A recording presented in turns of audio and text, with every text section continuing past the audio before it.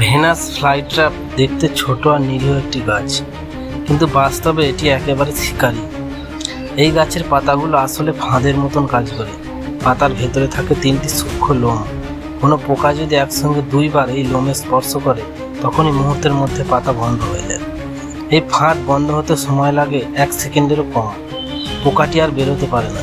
এরপর গাছ ধীরে ধীরে হজমকারী রস ছাড়ে এবং কয়েকদিনের মধ্যে পোকাটিকে পুরোপুরি হজম করে ফেলে।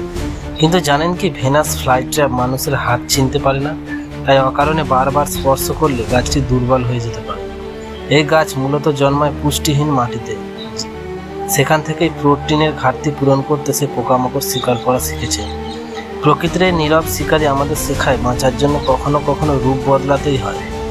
আপনি যদি প্রকৃতির এমন অজানা রহস্য জানতে চান, তাহলে এখনই চ্যানেলটি সাবস্ক্রাইব করুন, কারণ প্রকৃতি প্রতিদিন লুকিয়ে রাখে নতুন চমক। ধন্যবাদ।